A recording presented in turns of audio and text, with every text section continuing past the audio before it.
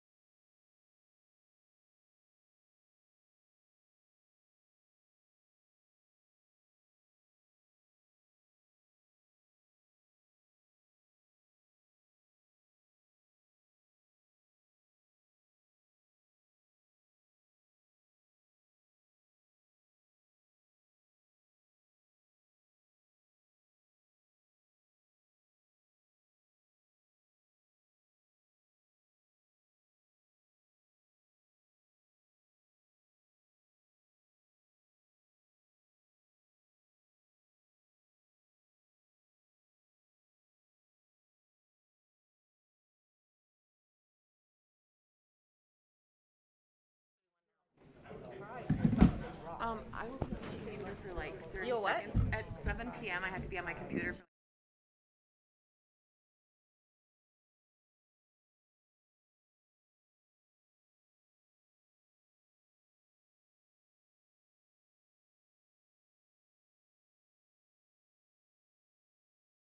I'm going to start and read our little statement here. Due to the current federal and state emergency declarations and Minnesota directive to residents to stay at home and guidance about limiting person-to-person contact due to COVID-19 pandemic, the meeting of the Biglake School Board is being conducted in accordance with Minnesota statutes 13D.021, meeting by telephone or other electronic means. Persons may monitor this meeting from a remote location by clicking on the link provided by the Biglake Schools website. This meeting is being recorded. Access to the recording will be made available on the school district's website as soon as reasonably possible. Okay, I'm going to call the special meeting to order so that all members are present and accounted for. And the thing we need to do is approve the Biglake online application. Yes, Madam Chair, members of the board, this application, we overlooked that at the last meeting, so we just need to have a signature so we can submit it. Obviously, we're already in and doing Biglake Online, but we need to officially, for the application, make sure that signature is there. So we just need to have the school board vote on that so we can move that process forward. Okay. I will make a motion to approve, because I'm assuming we'll need a motion to approve and all of that stuff. Okay. Make a motion to approve the Biglake Online application. I'll second it. Second by Sixberry. Any discussion? All in favor? Aye. Opposed? Motion carries. Now we just need to look for an adjournment. I'll make a motion that we adjourn. Okay. Motion to adjourn by Scales. Second. Second by Campa. Any discussion? All in favor? Aye. Aye. Opposed? Motion carries. Okay, on to the work session. I'll call the work session to order so that all members are present and accounted for. And we'll start with the financial future of the district. Yes, Madam Chair, actually, I'm going to turn this over to Angie, Okay. and she will introduce the topic for this evening. She just stepped out, I think, to meet Ellers. Okay. Oh, do we want to? Okay, so they, So I we can thought wait she for a was couple behind me. Oh, so she's She was leaving him. behind you. She was, okay, that's what I thought. Okay. She snuck out to bring Ellers in? Yeah. I don't know Okay. if you want to just recess for a few minutes until they get back in and, Yeah, we can do that. okay. Okay. We'll recess until Ellers is ready.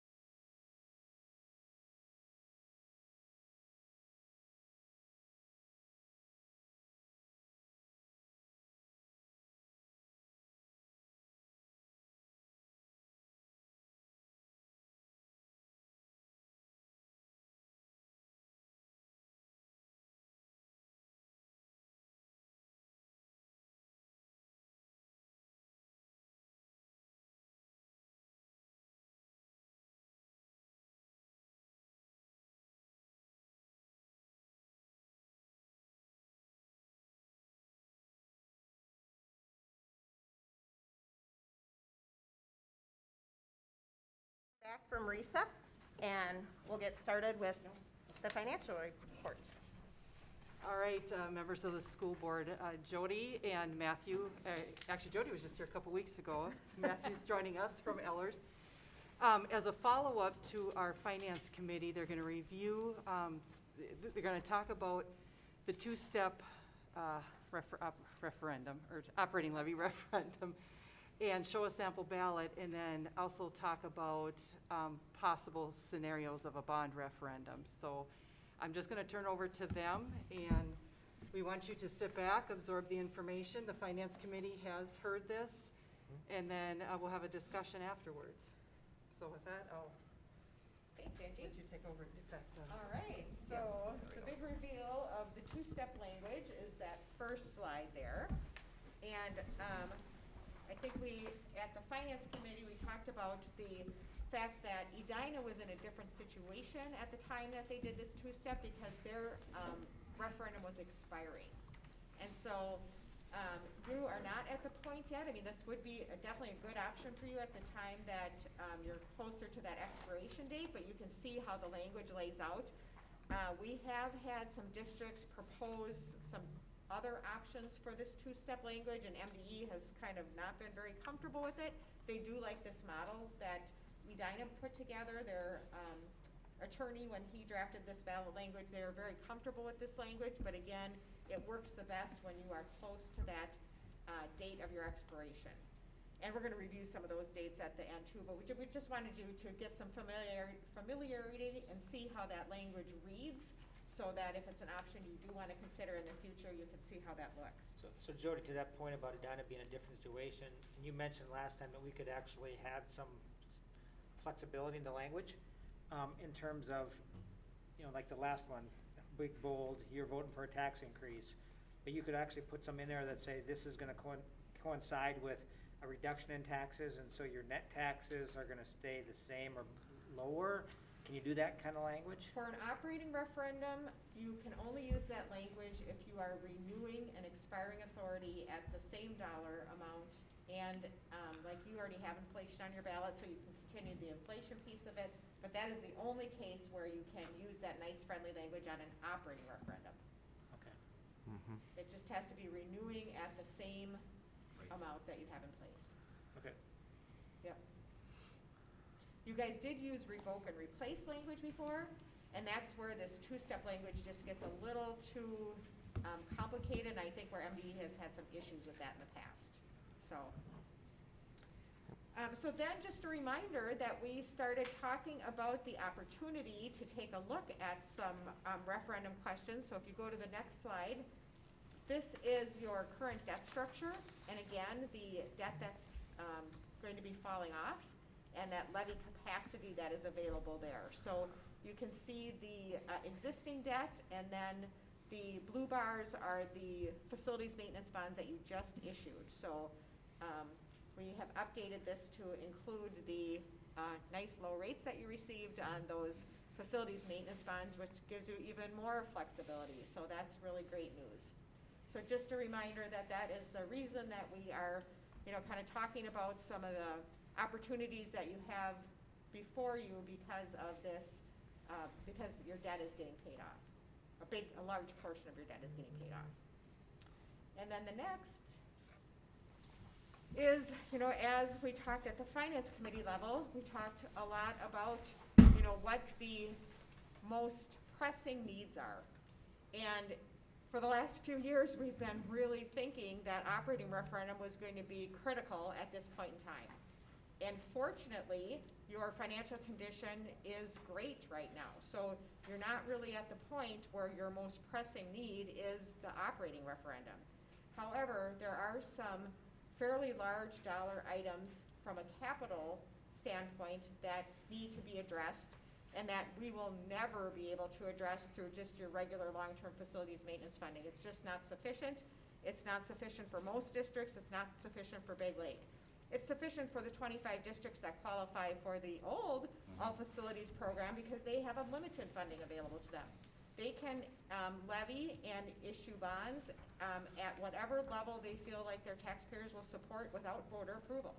So you don't have that luxury. You're limited by the $380 per pupil formula allowance, and you're a little bit less than that even because of your building age. So you don't even get the full amount of the formula right now. So you're really limited in terms of the funding that you have available to meet your capital needs. And so these larger dollar items are going to be very difficult, well, impossible really, to address through that LTFM program. There's just no way that you would ever get to this point. So Angie, I don't know if you want to make any additional comments on that, but that's kind of where we, at the Finance Committee, talked about where the most critical and pressing needs were, and we kind of landed on this, back to this list that I think TJ had presented. Right. Can I just add one comment from yeah, the go ahead. financial, just so Dan, because we talked about this before from the operating levy perspective, that's where you kind of left off the discussion, and then the finance committee went away, and now it looks a little different. Right. And I just wanted to be clear with the board that it's a timing discussion.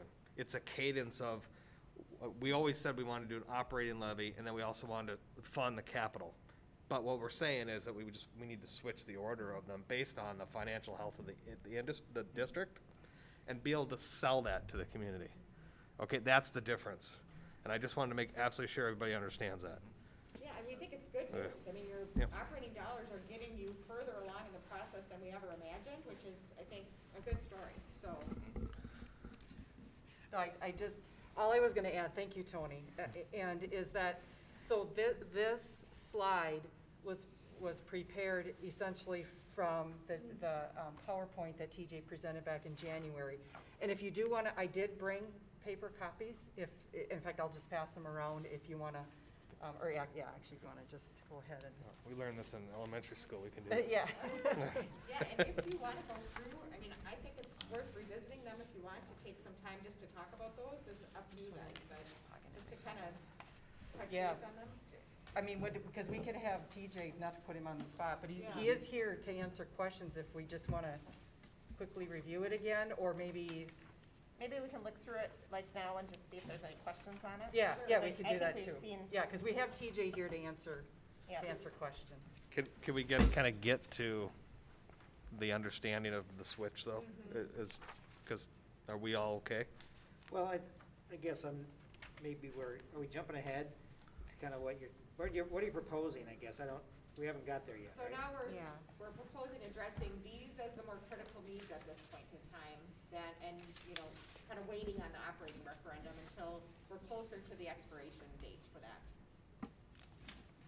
Yeah, essentially, Tony, Amber, and Tanya, if I misspeak, please correct me, but, really, like Tony mentioned, it came down to, that we just need to, like you said it well, Tony, they just switched the order. Because we are in a really healthy financial position, and we can last a few more years.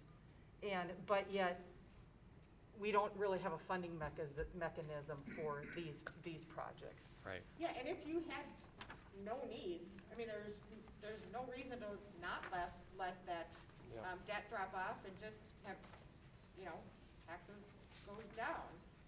Nothing wrong with that, but you do have some pretty critical needs here, we think that, and you've got an opportunity to be able to address those. Yeah, and if I can just add too, I like how Tony kind of described the Yeah, switch. yeah. I didn't think of it that way, but that's exactly it, Yeah. and cadence. How about we go through this? Sure, yeah. And then we can circle back to the projects, because again, to Dan's point too, let's make sure we understand that the options that are there and kind of what we're talking about. So, but yeah, so keep in mind kind of what Tony kind of laid out in summary, and then we'll get the information from there, okay? That's great. All right, so let's move on then to the next slide. So these are some scenarios that Matthew will talk through now next. Okay, so this is the visualization of your existing debt, which is in the gray bars. The blue bar is the facilities maintenance bond that was just issued and sold recently. And then when we start talking about the potential possibility of a voter-approved bond to address some of those needs that are in that $30 million list, that's what the orange bars represent. And we're going to look at 4 different scenarios here, but I just want to make sure that we're aware that there is flexibility when we look at those orange bars with all the options that we have as we lay this out. And then we're also we're leaving that step down when your operating levy would need to be renewed. So that's what the representation of that arrow going down between taxes payable 24 and 25 represents. And I'll talk a little bit more in detail of each of these, but I just wanted to lay that out. That's the context for each of these graphical representations of what your tax rates would look like in these situations. Now, So 2024 is the last year we'll get operating fund referendum dollars from our existing referendum? that's the last pay year, yeah. So your revenue goes for fiscal years beyond that, but that would be the last cycle for the, yeah, so it expires in 25, 26 for your fiscal year, but that would be taxes payable 25. And this one is for this November? Yeah, this would be, assuming right now, these options are looking at a November 21 election in these assumptions. Yeah, the drop down in your schedule starts for taxes payable in '22. And I should mention, the finance committee asked for 3 scenarios. We actually did one additional bonus one, so we'll show you. guys that one. Overachievers. So Yeah. if we go for 21 and we passes, it's for 22 taxes, when do we get the money? Starting? Fiscal year 22, 23. Well, no, you'd be issuing a bond, so you'd get them at the time that you issue the bond. So if you pass a bond in November, you generally issue those bonds in January, and You get the you money sell in the bonds in February. January, and you get the money in February. Okay. Yeah, So that's where the orange bars pick up, Dan, from the spending. Start the work. and yeah. the So the following orange summer. bars, that tax levy would start in taxes payable 22. You'd get the money right away in February. You get the money from the bond proceeds, Yeah. but your debt levy would start for taxes payable in 22, and your first payment would be in 22, 23. Okay. Yeah, so this scenario right here, because we talked about potentially providing some tax relief still as part of the plan, and those bars that are kind of clear there for the initial 3 years for taxes payable 22, 23, and 24, that's the estimated refunding savings that we're anticipating getting as we go to current, or issue a current refunding of your bonds next fall. And there's only 3 maturities left in those bonds, so that's representing that tax decrease in this scenario that would happen. So basically, any savings that was provided through the refunding would go back to the taxpayers in this scenario. So there'd be a slight decrease in taxes, starting with taxes payable 22. Right, but that assumes that everything remains static in the economy, home values, et cetera. So we have Right. to be kind of careful with the wording there, Right? right? That is true. Yeah. And then again, as we're planning, in that year where the last tax year, we have the step down, which would provide some flexibility for the operating scenario or whatever other scenario you guys were looking at that time for bringing on some additional revenue for the operating budget. So the next example, Well, this is just a before you move this is a on. $30 million bond here. Before you move Yeah. on, I think the other story to tell here is that if you look at the taxes in 21, we're maintaining that same level. We're not increasing it, and we're able to fund the capital requirements of the district while that referendum rolls down, and be in a position to have that new operating levy kick on at that next election cycle. So you do both of them through the step, but this is what I was talking about, you just switch the order. Right. When Okay, would- in this because case, of the when would you selling. have to go out for a vote for the operating levy? You'd have to go out for a vote for that as well. When? Probably, I think we talked about fall of 2023. Well, we actually talked about, because, let's see, 21's a non-election year, 23, right, yeah, wouldn't be a non-election year. Now, there's like an extra year in there, so, I mean, my thoughts have been, you go out and then you could defer it for a year, or you could do a two-step, which this is where I think it would Fit in. fit in. Yep. Is in November of 23. Yeah. Right. a year But you later. could, though, just defer it and then keep the thing flat. That's kind of what I was thinking, like go out for both, defer and keep it Right, flat. we could do it that way too. Rather than, I just think it would look better to our community to go out once versus twice. I think in the past, we haven't had them respond well, but we'd be saying we're deferring it, but Right. You can't defer it that long, though. You can only defer for 1 year. So then we would have So to then it would revoke and increase. replace. What's up? Would we have to revoke and replace then if we would go out right We away? have to revoke and replace in this year, yeah. But it does give you, if we go out in November of '23, it does, and say it doesn't pass, Yep. it does give you another year, because we have another year, right? I have that right? Yeah. Right. So it's just, statistics show that you're more likely to pass an election in a non-election So, year. so if we go out at 23 and it doesn't pass, we have to go to 24, which is a presidential election year. Correct. Yeah. Which isn't good.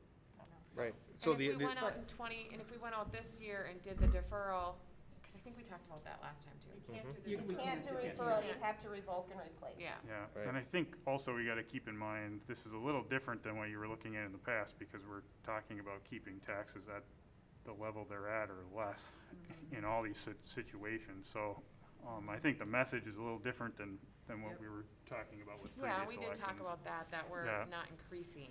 Correct. Right, Yeah. right, because it is a very different message, I mean, like we were talking in the finance committee, there's so much opportunity here.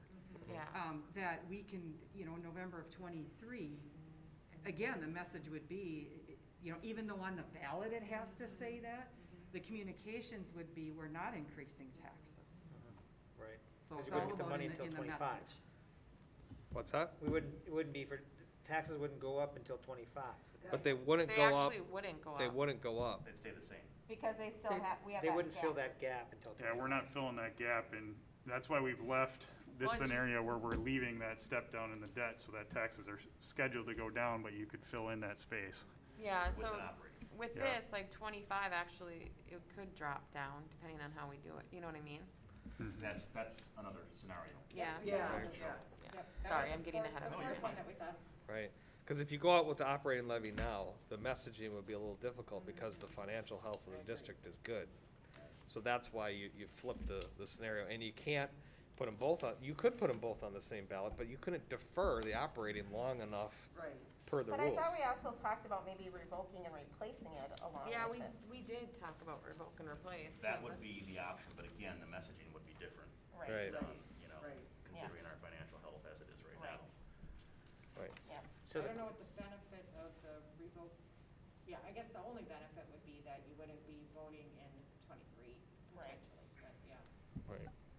Just to be clear again, so hypothetically, we get this approved for the bond, for the capital expenditures. We go out for a vote in November of 23, and it passes, and you see that 25 tax rate line, Mhm. basically, that would all of a sudden fill up. Right. Right. And Yes. so, Yeah, depending upon what level you're asking for in funding, correct? and if that did fill up at that point, is that enough? For our Well, operating levy? Let us finish, because we've got a couple, yeah, because, And the answer to that is probably it depends. yeah. Yeah. let's- Because, right. and I mean, I hate to say that, but it's true, because we don't know what operating expenses will be in 3 years from now. You know, and to So be we- fair, in enrollment and the whole piece, Legislature. legislature is another influence too. Yeah, I mean, hard to know. but Good let's- question, but yeah. Yeah, we should- very good question. But I think we've got another option that will Yep. help some more. Exactly, there's some scenarios in there that. So if we scroll to the next slide, this initial slide was funding the full 30 million that was on that list, assuming that we would have a $30 million bond. The second example, we were asked to look at priority one items through that list, Yeah. which accounted for about 24 million. And obviously, the situation's similar where we're keeping the tax levy up for the initial 21, 22, 23 years with that savings, but then that gap there where that arrow was in the last page widens, which Right. provides additional space as part of this plan. And again, in this scenario, we're assuming that there's gonna be some savings provided to the taxpayers starting in taxes payable 22 with the refunding. Right. And let's just skip right ahead to the next one, because I think these all they're all scenarios that we can have some conversation about. So this, in this option, we were asked to assume that taxes would stay the same, at the same level as they were in 21 for your debt service levies.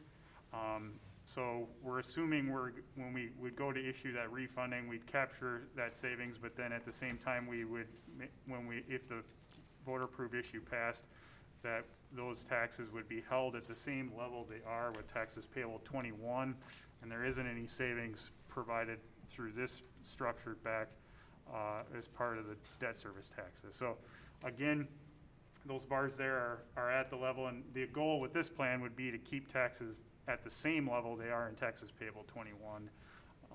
And then step down again, there were with 23, 24, or 24, 25, giving that flexibility in that year.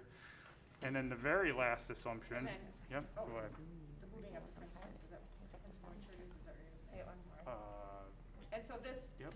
this also saves some interest for your taxpayers, because you'd actually be paying more principal those first 3 years than if you have pass on the savings. So it's less costly in the long run, you're paying principal earlier, and then, of course, incurring less interest costs over the life of the bond issue. Yeah. So that was kind of an attractive, I think, option that the finance committee wanted to see also. By the way, there is a possibility with the new administration, they've already talked about it, providing districts funds for HVAC and air quality upgrades. And so that 30 million could be less It Right. could be. if they come up with some funds. For Right. sure. Correct. Yep. Right. And we also talked about like all the roof replacements and things, they'll be good until we have this all paid off. Like, they're not. And then some. So, because that was one of our questions was, are we gonna have to go out and ask for roofs again before we're done paying them off again? And everything will be, if I understand, all the roofs will be pretty much taken care of. Well, for instance, like the section of roof that we're doing at the high school, the pool roof will be replaced spring, summer of '21. It'll have warranty through, 2051. Oh, wow. So, you're looking at a 30-year warranty roof. So, that's what we've been typically doing. Well, and I think we talked about, just to kind of add to the discussion, that if this would pass, our capital needs are pretty much taken care of for a long time, right? Pretty much, it would wrap up most of the remaining roofing, where it'd be in really good shape. There's just a few other pieces, but those are relatively new sections. We'd get all of our HVAC updated. I mean, we've got some fluff in there that we could move some stuff around where we could possibly air condition all of our gymnasium spaces, so that would help get us kind of to the same level as other schools within our conference. Also for like graduation and whatnot, it would be probably much appreciated. Everyone. And there's some other things, so yeah, I mean, nothing's set in stone yet, of course, so we'd have to decide what those priorities need to be. But it would, address a lot of those issues. Yep. Yeah, I think, again, I just, the key message is we're in such a good position. Well, and We have lots of flexibility with our tax rate. Well, and the other thing we did talk about is that on the list, that we have, I think, one of the first pages here, TJ's list. Yeah. Some of the stuff is just, it needs to get done. And so it's kind of like, if we were to maintain our own house, like a roof is damaged, you don't take care of it, it's gonna cause more damage, cost more. And so, I mean, in a sense, we can send that message that we're being responsible and taking care of this stuff right now, so hopefully it won't cost more money down the road, kind of thing. If we ignore it, there could be issues, We don't wanna go back to raining in the hallways. Right. And this last option, and this kind of speaks to the situation that we're in and kind of the planning that's kind of been going along. So we kind of took the last option here, even a step further to kind of do some even further long-term planning. The extra credit. So this is the extra credit one that we weren't asked to prepare, but just another concept when we look at the potential. And again, there's flexibility with how this is set up, because you can see we've got an additional step down built in 2034-35. And the concept here is if you renew an operating levy for 10 years, we have the space built in between 24 and 25 or whatever that is, but then there's a subsequent step down out 10 years later that would provide an additional opportunity if you would need at that time to be thinking about coming back. So, and then the other benefit of this is what Jody said, is you're getting more principal paid up front, so it's saving interest costs over time. How much is the more you shrink that gap, right? So before it was a 5% tax gap, right? So that 5% means how much to us, let's say if we had filled that up with operating levy? Yeah, I mean, Because if you don't have from a- flexibility, then it's gonna be hard to. from a tax impact perspective, just hypothetically, if assuming nothing else changed, that's about $100 annually on a $250,000 home of space in this plan. But that number, like I said, we could build more space into this. This is more conceptual thought process that if we shrink the middle bars down between 25 and 26, those bars in 35 to 41 would just come up a little bit. So there's flexibility based on what we think would be a good operating number that we would need at that time. You can push out the bonding like that? Yeah. Oh, yeah. Runs of flexibility. Those orange bars are, just think of those as very flexible. If we wanted to do the two-step kind of midway in between there too, we could do that. Yeah, We this is, wouldn't have to wait another 10 years. So again, just to kind of demonstrate that, we can work with Angie to let us know, how much you would like to leave space for at each point in time. Kind of like what we were doing for the operating referendum, right? I mean, that was the plan. Right. So, This we're is- just shifting, like you said, kind of changing course a little bit, but we can still keep that same concept in mind. We've got the operating referendum coming due, how much space do we want to leave? Right. And then how much further down do we want to allow some more space again? So, I mean, if you think about it, you got a couple, guardrails here to this Yes. discussion, right? Yes. One being that we need to fund the capital expenditures in a timely basis so we don't run into problems with the district, right? Then we need to also be prepared to take on the operating levy when that's ready. Right. But third, the one that guides all of that, as long as our tax base doesn't go up and stays within the existing structure, we're meeting the needs of the voters and the community, right? That's the messaging, I think, Right. And, right? and as you look at that, basically as debt falls off, as you pay for that car, Right. we're replacing it, we're asking to replace it, we're not gonna increase your budget, we're asking to replace it with another car, or whatever it might be, I'm just using it from Yeah. a budgetary standpoint, and that's the piece that's there, that we've taken advantage of when the debt falls off.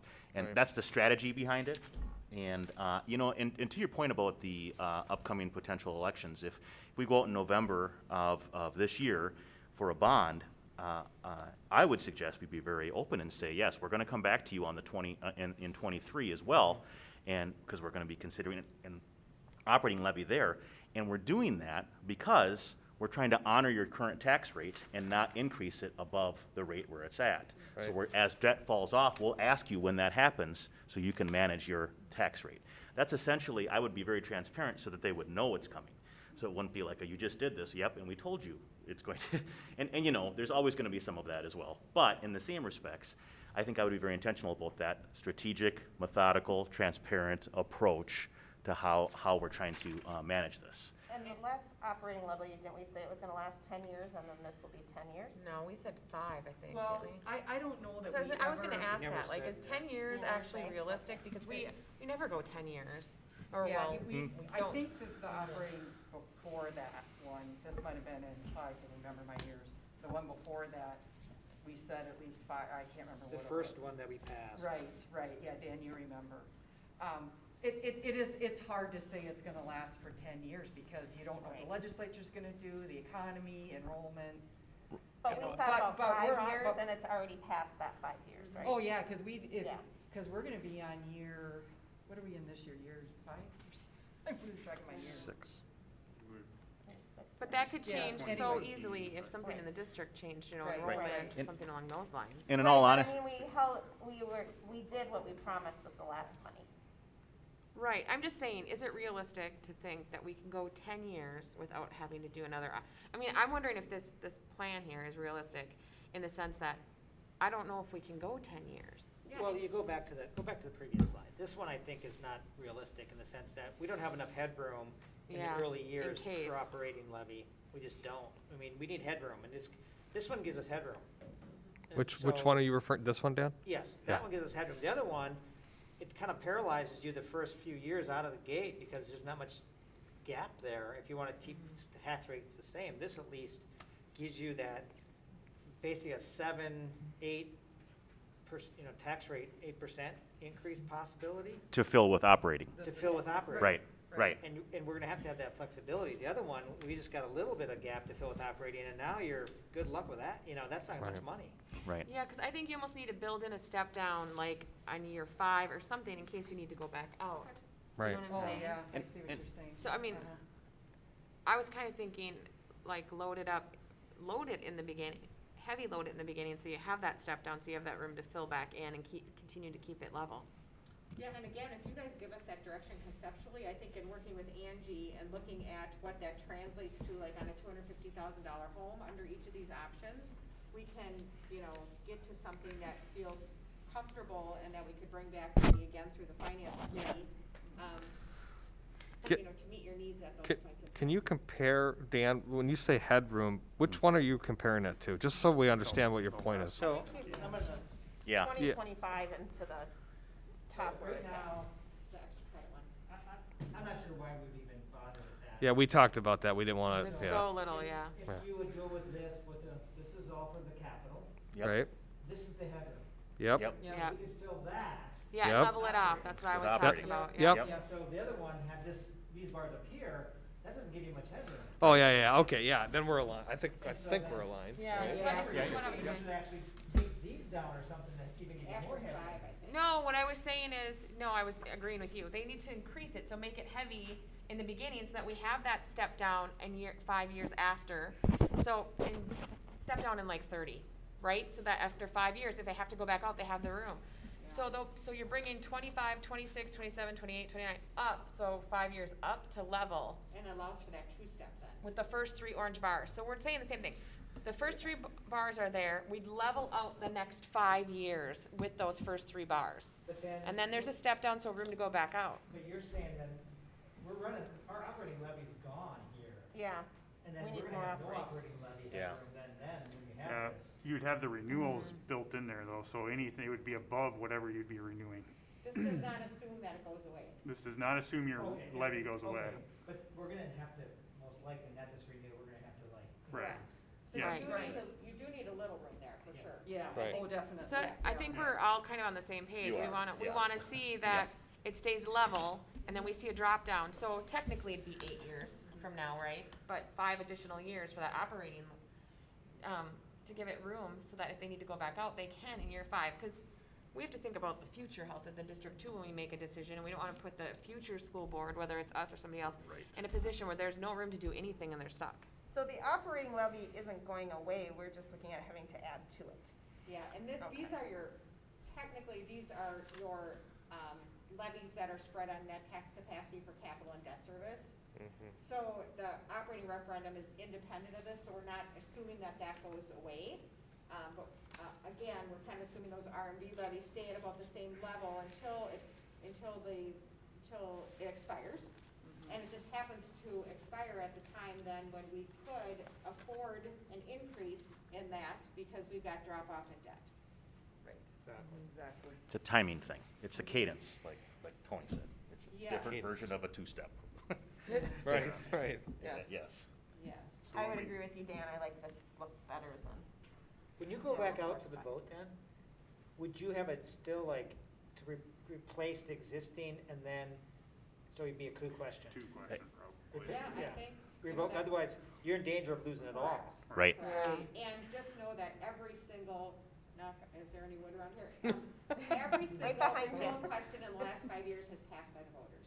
So those, in fact, they've been trying to get the legislature to just allow school boards to have the authority to renew an operating referendum without a vote, because it's so much work to go through those referendum efforts, as you know. Work and, cost, and, yeah. and it does cost money too. And they've It's all not free. passed, and so they've, been repeatedly bringing that up as a proposal to the legislature. It hasn't gone anywhere quite yet, but I think it's, they're gonna, propose it again.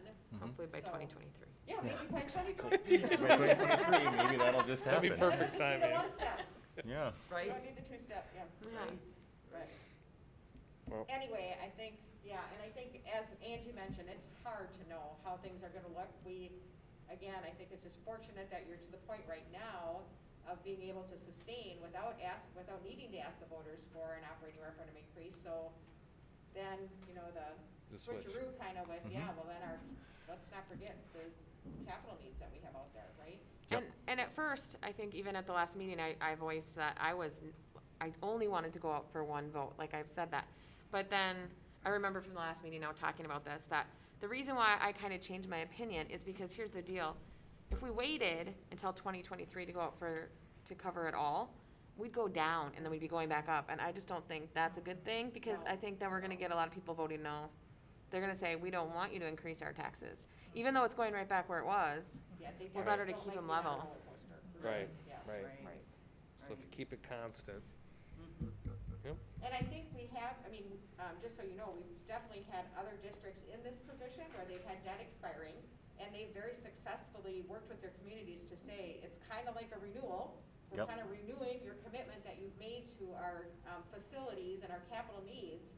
And, we want to protect the investment that you've already made in our facilities, and so if we can just, kind of have this in place to keep your taxes where they are now, we'll be able to do that. And that's been it's worked pretty well in some of the other districts, so, or has worked well in the other districts. Well, and we even talked about some of these projects would help save the district money. with the Long-term lending, efficiency, yep. Efficiency wise, so. Well, and I'm sorry, I cut you off. No, that's what we were just saying, that would be And- beneficial to let them know too. And TJ, what's the average increase of construction cost? 3 to 5%, it all depends on. So when you think about it from that perspective, it's not gonna get any cheaper than it is It's all gonna depend on the economy. Yeah. If the economy's roaring, it could be 5%. If it's going really slow, it could be 1%. So there's a lot of factors that come into play, and I think I like the concept, and in my brain as I start to think about the communications about reinvesting and the maintaining what we have, make the correlation to you have a roof that your shingles you need to replace, make that kind of correlation, and also just being responsible. I just have to tell you, it's from my chair, being the new person here, what a great opportunity we have to offer to our community, as well as for you to honor the tax rate. As best we can. That's what the strategy is to honor and maintain that tax rate where it's at. So I got pretty excited about the whole thing. And Well, I I think it's really a neat thing. And again, coming from previous district where, these votes oftentimes are a journey. You don't always get yeses. And that's part of how schools are funded. That's what you have to do in order to maintain not only buildings, but programs. And that's just part of that process you have to go through. And I feel like selling basically a 0% tax rate, all things being equal, communicate that correctly, Yep. is really a doable and appealing. As a matter of fact, I know that there's some area schools doing that right now for a May vote. Yeah. We're travel improving your school district without raising your taxes. rate, Yeah. yes. As long as your Yeah. house How doesn't go up in would you value. not support that? That's, Well, yeah. that's the message, I mean, exactly. You really That's got why a I got great excited. plan, A great plan to address the future needs too. So Right. You're not like, giving up all the headroom or anything like that. I think you're still definitely have the ability to address the future needs too. I think it's important, to send that message that we're keeping the tax impact the same, we're not increasing, and I think that would go. I mean, if you're voting to not increase, but keep it the same, I think that, And, exactly, keep your taxes the same and get all of this work done. Right, Yeah. right. Which, by the way, this is an investment, a 30-year investment. We're not gonna talk to you about this again for 30 year, roofs. And disclaimer being, unless we get this huge boom of enrollment, and then we're talking about a whole different kind of problem. But we have to let that That's a happen, good right? problem. So, that is. So, but again, all things being equal, I think this is a great approach. I did actually literally get excited, I guess. That's strange maybe, but I did. It's true. It is true, she witnessed it. Yeah, I might have seen Tim do a cartwheel. Well, let's not go that far. Right. And you will have taxpayers that will say, how much will my taxes go down if I vote no? Yep, And we'll tell them. Yeah. We're not gonna hide any of that Right. information, No. and we haven't in other districts either. Yeah, of course, if you vote no, you are gonna have a tax decrease, and this is what it would be, so. But you just defer those costs to later on. but then we're gonna be increasing it more, and your Yeah. taxes are gonna go up later.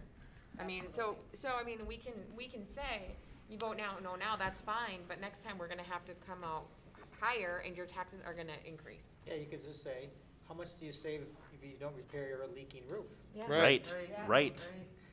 To me, that's, from a homeowner perspective, it connects. Well, You and not know? only that, but safety of our own kids. I mean, we were in a bad position for a while when we didn't have the facilities money, right? Because, I came to a meeting on a rainy day, and there was literally garbage pails catching rain in the hallway right here outside. Well, no, at the high school. And so we don't want to be back there. I mean, that costs money, and it endangers our kids. We need to keep them healthy, and we need to keep our buildings in good shape.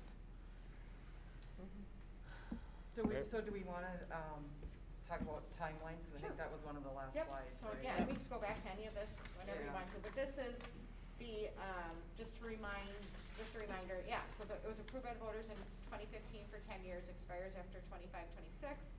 This is the dollar amount that's in place right now, and you have the inflation adjustment every year, so it's providing about 1.8 million.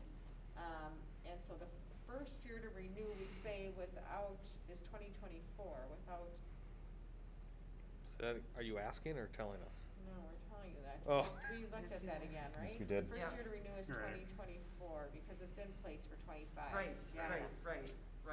So you would have to either go in that either revoke and replace presidential election, or wait till Well, I that think last the year. plan would be we'd do a revoke and replace. In 23, but yeah, that was Knowing the, that you could come back in 23 and No, just knowing renew. we could come back and, yeah. Yes, Yeah. yep, Yep. so the Yep. 23, still 23 was the year that we're targeting. So Yes. that 24 should be 23? No. it's No. correct.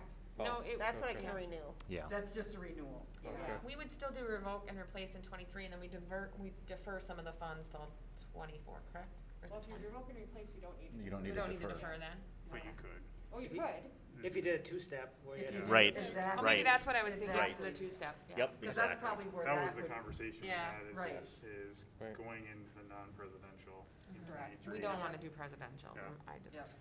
And then, same for the capital project levy, although there's not a one-year deferral limitation, so you can move forward with the capital project levy renewal at any point in time. We've had a couple districts that have had a few years remaining, you don't need to revoke and replace, you can renew and have a future date in that language. So that, there's flexibility with respect to the capital project levy in that regard. And I think it probably makes the most sense to tie these together Yeah. for Right. renewing them at the Same same here. time, because yeah. Yeah, the conversation is the same. correct. Right. Yeah, because that, well, that, yeah, that's what we did in 15, is Mhm. You these did. two, yeah. Yep. Yep. And then lastly, I think just a reminder again that any referendum question, if you want to put it on the ballot for November 2021, really the formal action needs to take place by August. So still time to continue to talk about the options and what you might want to proceed with. And again, the line in the sand is that August 20th date when the board officially needs to take action. Yeah, and I think overall, the main purpose of our conversation is today is the beauty that we have in front of us is we have the ability to plan this out, and we have lots of flexibility based on what we're projecting our needs are. So when we think of the opportunity we have, we have a little bit of time to figure out what that would look like, so. Do we need to do any polling of the community to kind of support which path we go? Is there value in that, now that we have the time? Well, if this is the direction we're going, and there certainly is, I believe, and I'm not sure what this district has done for their surveying, and you probably have connections. Do you have connections with surveying groups?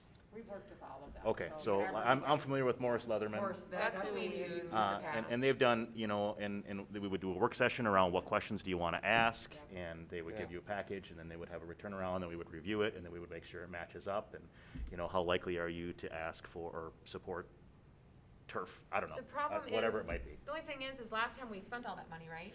Mhm. We spent all that money, and Dan, I saw you shaking your head too, so I was thinking about this after we left the meeting, we talked about that a little bit. And I'm not saying I'm totally against it, but I'm leaning that way because we spent all that money and then we didn't do some of those things, right? We did decide to put one on the ballot and it actually got voted down, but The the other turf. thing, we said we couldn't afford, the number one item on that list, we said we couldn't afford to continue, to keep the operating up on it, so we didn't do it. I think we talked about just doing one ourselves, just kind of a general, We could. didn't we talk about that, kind of like reaching out and just saying, what do you Yeah. think our facilities need? What sort of needs Well, we because have? it came back Yeah. overwhelmingly, it was like a field house, and then we couldn't do it, and I feel like we're asking the community, and then we're not following through, so unless we intend to follow through with something like that, Then We we're gonna might be have all the dangerous sports asking. teams in here saying what they want, And and that's then what happens then every if you don't time. give me what I want, I'm not voting for this, and oh Yeah. boy. And a lot of times when you're doing that survey work, you're testing tax tolerance, and in this case, it's a little bit different in It this is. case, because Right. Right. Right. we're not necessarily Yeah, that's a good testing point. how much your taxes are gonna go up, Right, so. right. because I think we already is know what what they we want, do. that's the Right. thing, Right. so, I mean, maybe I'm wrong, and that's fine. You know, I'm these just aren't really saying. optional stuff. This isn't Yeah. like, Yeah, it's do not. you want the There's a roofs little or bit do you of want extra ventilation? money. There's just There's a extra little money. extra The money, 6 they're like million. 6 million for Yeah, so extra. It's the actually seven- quite a bit. Dan, it's Yeah, the go- 7 million extra there that was at the Go for 20, the second the gap between the 24 and the 30. Yeah, I get it, but I mean, that's what we are Yeah, for, oh, right? sorry. To be able to figure out how to Right spend there. $6 million, right? Right. Right. Yeah. We don't need to vote on that. I mean, I would say it is always good to get those people to back Right. our, Oh, votes that absolutely, we we- need to go out for, but at the same time, I think it's kind of almost, I was thinking about this after, it's almost a double-edged sword, because we did have people come back and say, you asked us what we wanted, we're getting some of it, but we're not getting, the number one thing, and so I just, That's fair. I just thought it Makes would be me a little nice if, like TJ and Tim went around and showed some of these things that need to be replaced, just so people could see how rundown they are, or, that this is what the money's going for. I think that communications is vital for before Yeah. we vote, but I don't Right. think asking them if we should replace roofs or ventilation and all that stuff now is, well, and I Gonna don't be think a they're no. talking about that, Dan, I think No, what they're I think it talking was- about is, like, a survey for like, the extra funds that we have, like, what do you want seen done? Like, we talked about the football field, the turf, we talked about a field house, those things last time. And we could ask, but I think we could make that ourselves and save some money. But I also think that if we do that and it comes back, this is what they want, then we have to kind of commit to it. Or we should plan to. TJ wants to say something. Yeah. Yeah. Well, I mean, one thing that, so you gotta have something that people wanna vote for. Not everybody's gonna wanna vote for roofs and HVAC. What? I know that. But, we do have this 6 million, and, one thing that we've talked about is flexible learning spaces, changing of, media centers. They're utilized differently nowadays, so some of that could be utilized to do some of those modifications, improve our learning spaces for our students, so we not only take care of the indoor air quality, maybe the lighting, and then also give them better spaces for learning by putting in some different furniture or restructuring how those spaces can be utilized, which could be critical for our STEM programs and everything else that we've got throughout the district. Yeah, I like that. I really like that idea. Yeah. I just don't wanna get into a special interest war of you. No, I think, You open up Pandora's box. Yeah. I think the survey we were talking though is more of some of the ideas TJ had, like, would you support something like this? Not necessarily, like, I think we said we'd leave an open-ended question at the end that they could answer, but it was more of like, would you support this? Would you support this? If we had a couple like, would you rather have this thing you just said Yeah. or this other thing you just said? Right. And versus, what else do you wanna spend money on? Yeah, I wasn't Right. looking at it from a standpoint of asking what people would, No, I what the think, community would. I'm looking at it from perspective of, you're almost pre-selling our concept. Like, would you support these additions if your tax base remained the same? Stuff, that's what I'm getting at, like a survey of our community in Yeah, that but- capacity. And I was just saying, I think that kind of survey, we could probably, could we Right. draft that on our own? Do we really need? We could do something online, I'm guessing. right. Alan? Alan? Okay, so, yes, we can do that ourselves. And so I actually have a survey of a neighboring school district that literally just did this project. And what their administration did is they proposed everything on that list and asked on a scale of 1 to 10, would you support a plan that provides funding to, and then ask each of the different items that admin and school board came up with on the punch list, and got community feedback based on that, and that's how they determined the overall package for the vote that they were gonna go out for. Hmm. So, It'd be free. See, that's what for instance, yeah, that I like can support. the lowest scoring point on this was adding turf to an outdoor athletic field, but everything else, including, school safety and security, updating kitchens and cafeterias, media centers, all of that, had flying colors. So, it's a way of asking the community for their input, Right. but not leaving it open-ended so that we're not getting, the doors aren't getting kicked in during one of Right. And Yes, the turf was I still like that. positive too. if I The remember turf was correctly. still positive. That was the lowest out of all of them. But it was the lowest out of all of them.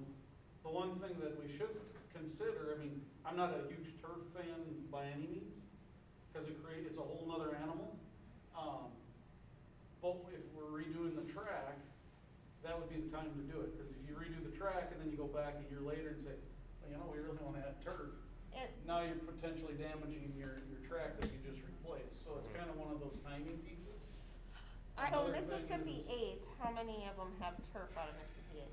Well, out of the Mississippi 8, I'm not 100% certain, I just know Like out in of our a local conference. ones, Elk River and Zimmerman and Rogers will be having it within the next, Yeah. by I think next year. Monticello has it, Buffalo has it, St. Michael has it. Becker really wants it, hasn't been able to pass it, but they're gonna probably try again. We just gotta be careful, we don't throw something there that's divisive. Right. That I'm not Yeah. gonna vote for this It's because, almost I think turf is almost like a standalone question. yes. Right.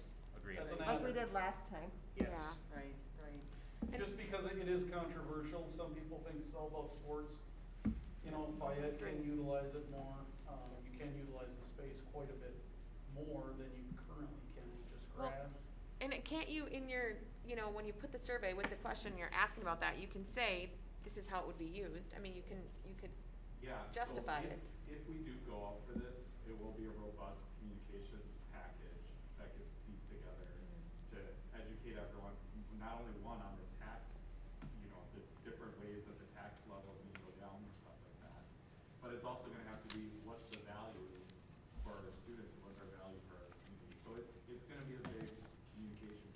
Well, and really, that's just like pre-marketing, and I can see that, and I also think, I've always said, I think it's important to give our community and our taxpayers something they can see, because I just think they bite better on that, they support it more. So I think that's important. I was just concerned about going out and saying, do you want this, this, and this, and then it comes Yeah. back, yes, and then we're like, well, we can't really afford to do that, And I so. didn't Because necessarily we put mean ourselves in I that know the position survey we before. were talking to is like, how likely would you support these things, Yeah. sort of stuff, that. It has to be pretty well baked before we ask the question. Right, Yeah. because we did put ourselves kind of, I think, Yeah. in a bad position that last time, and I don't want You to be can leave back it there. open-ended, something afterthoughts here or whatever, but. Yeah, You know. and I guess, and as I'm listening, by the way, wonderful discussion. Thank you all for participating. That's great. I think the first four obviously are those things that are the necessities. So, Right. but when you get to the bottom two there, so 7.5, in my opinion, is what we're talking about, these types of topics. But I also know that as a young family, these are the amenities that they're looking for in their schools. Yeah. So I can't stress enough the importance of some of these things for the appeal of young families. Now more than ever, when people are working from home, let's get them working from home in the Biglake schools. And let's do what we can. So to me, again, whereas people might argue that it's all about sports and all that well, it goes beyond that. You have to take another layer. And I think I'm probably preaching to the choir because you all understand that perspective. But if anybody's listening, I think it's really important that that's what we're talking about, because I do think, yes, absolutely, some of these activities would be wanting in special interest, and of course, there's all of that. But I think from this table, I think it's the bigger picture. We have to keep up. We have to remain appealing to young families, and that's that competitive piece that we have to make sure we remain current. And I think we just need to keep that in the forefront too. I really like the idea, and Alan, the fact that there was already kind of a model out there, that's helpful to that whole process. But like Dan said, I do also agree that it needs to be pretty baked. Yeah. Yeah, Before we put that out there. It's I not a think- wish list, it's a, right. yeah. I think too, we talked about this at our finance meeting too, but the scoreboards, like something like that, he mentioned that it's not just for our sports families, right? It's really not, because that's an advertising tool. So there's an initial cost, but it will bring revenue back into the school. They can use it at graduation. They can put a senior's picture up there and a quote or something like that. Because it's hard to see from a distance, that would give a better view. There's a lot of things. It's LED, so it's like more like a TV versus just an actual scoreboard. So there's so much more use to that. And if you can explain something like that, which I know Alan can, I've seen his work, so he can explain that and make the community understand. That's pre-marketing. Well, it's just so. Right, well, and also too, it's important to know too that there's some obsolete technology. The middle school scoreboard is actually as old as I am, and literally parts, bulbs, right, TJ? Well, if that's the year you were born, yeah. Oh, okay, that wasn't the question I was asking, but. I don't even think we can make, I'm not even sure if it's been, I'm not even sure if it works currently. Yeah. I had a couple of those in Becker that were about that age that it was questionable when you would turn them on, and there was we had to go steal a controller from another space to try and make it work from time to time, so. Yeah. Yeah, it's the old tube and bulb, type deal. So here is what I would suggest, just for the sake of time, because we have another agenda item, is we had talked about at the finance committee level that we should maybe have a buildings and grounds committee. Oh, yeah. And do you want to talk a little bit more about that, Tim? Yeah. I just thought, because maybe this is a good, maybe next step. Right. We determine who's on that committee, and then we talk further about the bottom, that remaining 7.5. Correct, and I think it was brought up, and that partially came from, and I think there has been one, but partially came from me. That's what I'm used to working with in my previous district, is an existing standing buildings and grounds committee. And from what I understand, it's a little bit more as needed from this district, which is great too. But I think that a smaller group could maybe focus and take this to the next step and kind of go from there. So I know Tanya and I visited briefly about it, and we had talked about maybe bringing it to the table. And I know initially, my initial thoughts were that the finance committee, as it sits, everybody would be great at where that would be. But I think the conversation was we wanted to make sure that if there was people that had interest and time, right, Tanya, I don't want to Yes. speak for you. No, We would that want to was- bring it up at the table, so. Right, we said the finance committee would be willing to do it, but if there was somebody who had a desire to be on building and grounds, that we could do that. So it'd just be a new committee that we'd form for Right. finance and grounds. So, and you, Lori, you said you'd be interested in something like that, so. So I don't know if we want to contact Tanya, and then Tanya would appoint that as, or how does that work with community development here? I'm not sure. I think we usually just kind of talk it amongst ourselves. Is there anyone else who has a burning interest to be on the committee? Because I would be interested in being. I'd stay on too, I'd like to be on it. Do you only want 3? Well, on if we that have 4, then we're at a 4. Then it's a. Oh, quorum, yeah, you yeah, know, it's so then, if you two wanna be on it, if Lori wants to be on it, from with the standpoint of the building and grounds, I'll back out of that, Okay, but I still obviously need to stay in the financial piece. Right. Oh, yeah. Right, Right. Yep. absolutely. Yep. yep. Yep, that's fine with me, if no Is one that else fine wants, with you, Dan? piece. Sure. Lynette? Sure. Okay, we'll just do that. Great. So Amber and Lori and Tanya on that. Okay. So then what we'll do then is, we'll debrief the meeting, we'll kind of create next steps, and we'll be in communication with that committee and establish some meeting times, and we'll try to keep this ball rolling. Yeah. Because we'll have to kind of do some of the communications, obviously keeping the board in the loop, and maybe even do mini reports over the next few months in terms of progress, and we can make Yeah. sure that we include that with the regular meeting agenda, so everybody's in the loop, as well as other information. I try to update people as well, so. That sound okay to everybody? Great. And then what I heard, let me just clarify, so I heard, I think it was that slide that everyone was in agreement with. Second to the last, I believe. Yeah, I think that's what I have like. Right this there? Yeah. So that as we're talking about projects and costs and structuring the debt, it would be this scenario, correct? Or maybe with a, I mean, we can Step create, down we to the can create more 50 or- headroom too. Oh, yeah, yeah. yeah.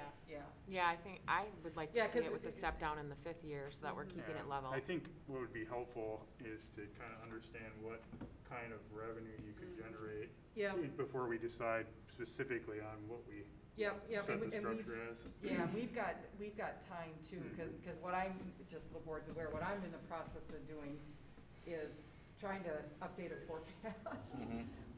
But we have some time, so, like maybe the legislature will, I can put assumptions in there, but then like come May, hopefully, maybe June, we'll know what the legislature is gonna settle on, so we can, get more firm numbers in our forecast. So, yeah, because that forecast is gonna drive how much room really we wanna leave. So, And I think also after tonight, we can work on a communications calendar as well. So we can kind of know what's coming, and that helps dictate kind of, we have to have this decision made, and so on and so forth. So, sound okay? Are there any other questions? Thank you. Absolutely, yes. Nice work. Thanks for the time and for the extra credit. Yeah, I think we just maybe move that, I mean, potentially we might just move that one up just a little bit too, we'll see, yeah. I mean, it'll change, the main point again is that there's lots of flexibility, we can work around it, we'll work with Angie after she gets her, forecast done, and, yeah, yeah. We just wanted to give some conceptual kind of concepts to put in people's Yeah. mind as we start to kind of lay out more specifics. But as Andy said, when we know more, then we can kind of hone in on more Yep. specific Right. options. Yep. Yep. Yeah, because next steps is forecast, and then in conjunction with the Buildings and Grounds Committee, we'll meet to further prioritize. So, perfect. Good, thank you Yeah. both. All right, Nice yeah, job. thank you. Good seeing you both again, stay warm. Oh, yeah, we're trying. Okay, we'll be moving on to David for plans for addressing learning needs. And I'll introduce as he makes this way up here. So if you thought I was excited about the strategy, you should have seen me when I was talking to David about this stuff. This is kind of my old wheelhouse of the teaching and learning side. David and I have had some great conversations, and I think one of the pieces that he's going to talk about tonight is how we're working to create a coherent system to help students that are struggling. Now, it just so happens, and again, I don't want to steal any thunder, but he'll talk about how we're working to create a system to support these, because this is not like a 1-month fix. This will take time. But I believe we are well on our way to creating a system that can maybe, that can address these learning loss. And I just want to, the kind of the buzzword that's out there, they keep talking about learning loss. I prefer to think of it as a learning lag. It's kind of like when your video is buffering. It's there, and we're going to get there, but it's just kind of buffering right now, so it's a bit of a lag, because our kids are we're not going to lose all that. We're going to catch them up, and we're going to continue working to get them caught back up. So right now, I want you to think about this presentation as a kind of a multiple, maybe a series of presentations, because we're going to update you where we are at right now, and at the end you'll see some things that we're going to be revisiting this in June. And I'm excited about what we've done so far, but we do still have some work to do. And I'm not going to talk anymore. I'll let David take over from there, but this is some really interesting stuff. So. Good, thank you. Nice to see everyone. So the way we're framing kind of our work in our academic area is to look at, and again, this is not a new concept for schools. It is new to Biglake schools, however, is kind of the formalized development of a multi-tiered system of supports. So we're going to talk just a little bit about what that means and what the work is that Tim has talked about in terms of how, through our work, we're really going to be looking at kind of two core areas. One is impacting educator effectiveness. So how do we really improve both from the systems we have in place, but also the supports that we have in place for our educators, but also enhancing student learning and achievement. So that's really, again, our end result of what we're really looking for. So I'm going to jump to the next slide, if you would, Tim. Thanks. So just by way of context, I put a few things together that just kind of talk briefly about what a multi-tiered system of support, or MTSS framework, is. It's really predicated on 3 tiers of support. And so sometimes schools talk about, this, you maybe have heard schools talk about it at some point in time, like RTI or something of that nature, response to intervention. In this case, what a multi-tiered system of support is, it's really looking at defining core expectations. And so that bottom tier that you see where the number 1 is, it's not really equally representative of the way it should be balanced. So ideally and theoretically, Tier 1 is what the common or core expectations that all students get. So this is what happens in daily instruction. And so that's really intended to be like for 80% of our students. But this whole system that we are in the process of building and kind of pulling together is really kind of, as Tim has referenced, there are parts of it that exist in our district currently. Some of the things are not new in terms of what we're proposing or what we've been working on. It's just merely that we don't have the coherence that we really need to make it work. And I sometimes describe work in school districts as having a federation of schools as opposed to having a school district. And what happens in that federation of schools is you have really well-intended principals and staffs who are working tirelessly on a daily basis to help their students, but they're doing it in isolation, and they're not really partnering with each other from building to building. And even in a district our size, where we have 4 buildings and really 5 educational programs, we have those silos and those barriers, and we lack that coherence. And with that lack of coherence, we lack opportunities for high-quality instruction to occur and the systems of support to be really in place. So this really gives us an opportunity to do some of that transformative piece. So the parts that we're really looking at that are exciting about this is the third to the last bullet is relying on an understanding and use of data. And we're going to be expanding kind of our understanding of data as well. So we're not talking just about numbers in terms of how students perform on end-of-unit tests, screening exams, things of that nature. But sometimes when we do implementation of learning initiatives, where we want all of our teachers to use, now let's just take what's happening with the pandemic, right? All of our students have access to a device. do we know what the best programs are to support student learning? So we've picked out some resources that we think are good. But if we're not coaching teachers' use of those resources and following through to see if they're really, really effective, it doesn't matter what Right. program it is that we have. Yeah. So it's going to be really important that we design systems where we're saying, if we want to look at implementation, we have to say, if I think this is really important, and I'm going to go into Tony's classroom, and I'm going to see him demonstrate that, then it's like, okay, Tony's understanding it. He doesn't need the support that maybe David does. Because when a principal comes into my classroom, they're like, dude, we have these programs and you're not using them. And I'm like, oh, yeah, I'll get to it.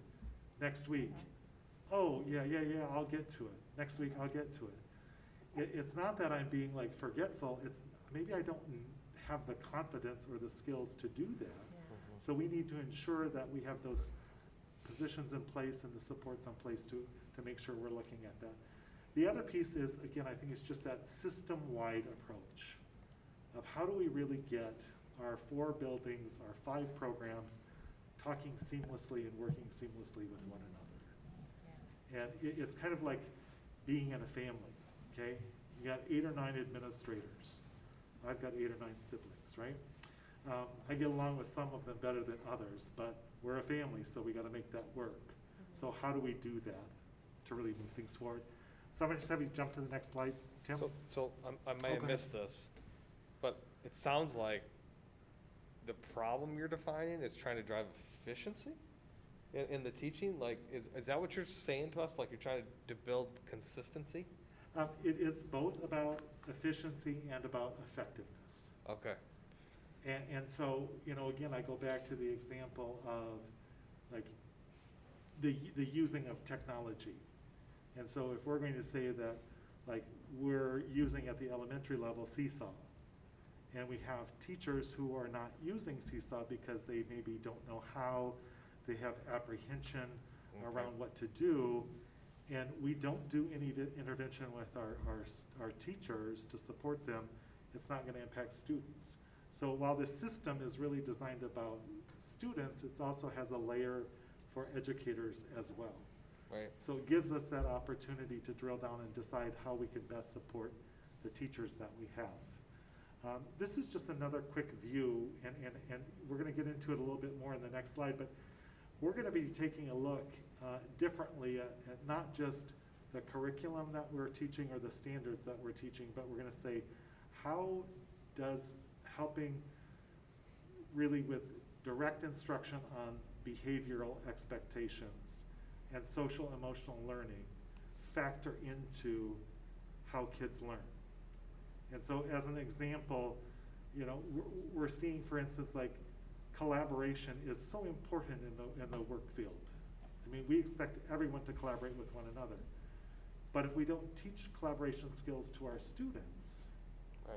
because I'm saying, oh, hey, I'm an English teacher, I got to teach To Kill a Mockingbird, I can't have kids work together. I'm cutting them short on really serious skills. So we have to have yes, we are responsible for teaching the standards in the state of Minnesota, but there are other skills that kids cannot go without. And so we're in the process of naming those. And that's where we're going to kind of come in with those behavioral expectations as well as the social emotional learning expectations. And some of that you're talking about, like the teamwork atmosphere, I mean, collaboration, that comes pretty naturally in the STEM school, with the STEM school setup, doesn't it? It does, but it's also something that has to be taught. Right. And I always think about like one of the things, I taught middle school for another number of years. And the idea really hit home for me when I had my own children was like the idea of teaching organization. Yeah. People don't just grow into organization, it is a taught skill. Right. It is learned behavior, and so those are things that we have to take time to teach, but we don't do it in isolation, we do it part of this whole approach. So we'll be looking at why those 3 columns exist. It's really going to be messy in terms of everything happening at the same time and how teachers really manage that. So how many of the schools are PBIS type? Oh, great question, yeah. Situations. So right now, we currently have PBIS, which is Positive Behavior Intervention and Supports, in 3 of our 4 buildings. So this is the first year for implementation at Liberty and Independence. And the middle school, I think, is maybe on year 7. So middle school has had, you know, a good number of years of implementation, so they're well past that initial implementation phase. They are into full implementation, where they know the nuances and kind of know how to manage that on a year-to-year basis as new kids come into their building. And the idea is just behind the colors real quickly. It's kind of this like, green is good to go, right? Yellow, we need to pause. There are some kids that are gonna need some targeted supports. And the red is that it's designed for fewer kids, but it's gonna be more intensive. And so that's where we're gonna see things like our ADSIS program, which again is alternative delivery of specialized instructional services, or ADSIS is just easier. So ADSIS provides some of those tier 2 and tier 3 supports. We have some kiddos who are maybe struggling, who need additional support. We have those resources through some of our interventionists to provide that. Tim, I have you jump. So why MTSS? Why are we taking time to do this? Working as an administrative team, working with our building leadership teams and other leadership groups across the district. One is, again, really that coherence piece. We really want to be a strong, effective district, and the way that we're gonna do that is create coherence in terms of what it is that we're trying to accomplish. Do we have a shared vision, and are we working and going in that same direction? Second thing is just to really strengthen core instruction. What happens in classrooms every single day? If we're focusing on that, we're gonna be reducing the number of incidences of behavioral needs, of academic interventions, and potentially special education referrals. So if we get stronger in our core, we have less that we need to spend on the other areas that can be time intensive and also financially very expensive. And then the third thing that, again, consumers of data and implementation science, where we're really gonna be asking those questions. If we have a program that we say is really important, how do we know? How are we gonna be monitoring that? So we're gonna be looking at student data, yes, but we also need to know what questions should we be asking around that student data? And then what do we do as a result of some of the questions that we're asking in terms of how students are performing or not. And then the last piece, again, is something that I hit on, is we're really looking at changing how we define what students are learning in Biglake schools. So we're in the process right now of creating what we're saying essential life work skills.